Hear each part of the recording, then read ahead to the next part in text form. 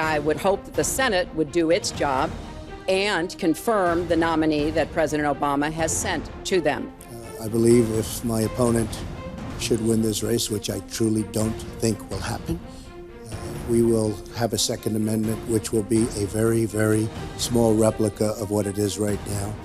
You can take the baby and rip the baby out of the womb in the 9th month on the final day, and that's not acceptable. Well, that is not what happens in these cases, and using that kind of scare rhetoric is just terribly unfortunate.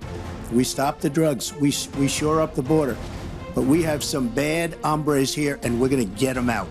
When it comes to the wall that Donald talks about building, he went to Mexico, he had a meeting with the Mexican president, didn't even raise it, he choked, and then got into a Twitter war because the Mexican president said, we're not paying for that wall.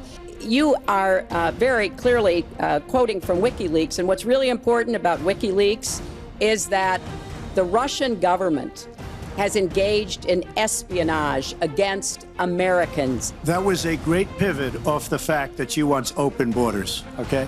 How did we get on to Putin? 1,800 nuclear warheads, and she's playing chicken. Look, Putin, from everything I see, has no respect for this person. Well, that's because he'd rather have a puppet as president of the United States. No puppet. And it's pretty clear. You're the puppet. It's pretty clear you won't admit that the Russians have engaged in cyber attacks against the United States of America, that you encouraged espionage against our people. Do you condemn any interference by Russia in the American election? By Russia or anybody else? You condemn their interference? Of course I condemn. Of course I can. I don't know Putin. I have no idea. I never met Putin. This is not my best friend.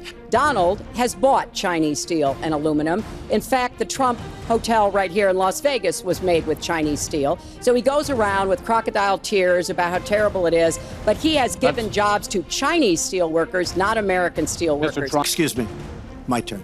On the day when I was in the Situation Room monitoring the raid that brought Osama bin Laden to justice, he was hosting the Celebrity Apprentice. So I'm happy to compare my 30 years of experience. Those stories have been largely debunked. Those people, I don't know those people.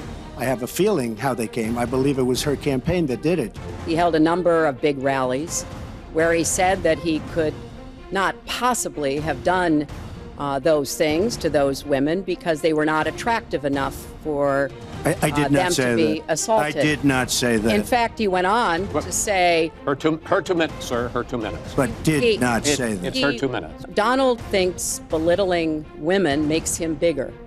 He goes after their dignity, their self-worth, and I don't think there is a woman anywhere who doesn't know what that feels like. Nobody has more respect for women than I do. Nobody. Nobody has more respect. Please, everybody. Then I'd be happy to compare what we do with the Trump Foundation, which took money from other people and bought a 6-foot portrait of Donald.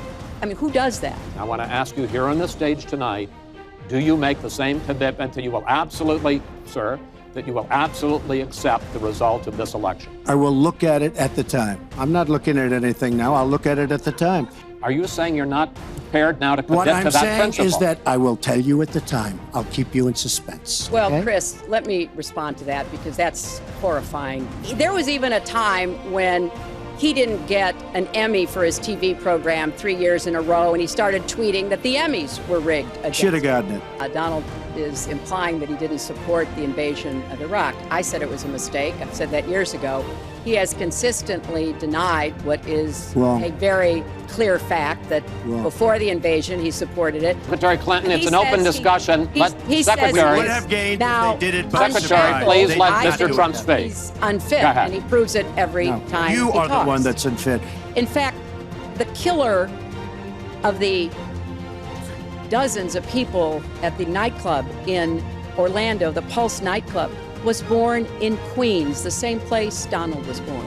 My Social Security payroll contribution will go up, as will Donald's, assuming he can't figure out how to get out of it. But what we want to do is to replenish the Social Security Trust Fund. So if he repeals it, our Medicare problem gets worse. What we need to do is go after the long-term health care drivers. One thing everyone here can agree on, we hope you will go vote. It is one of the honors and obligations of living in this great country. Thank you, and good night.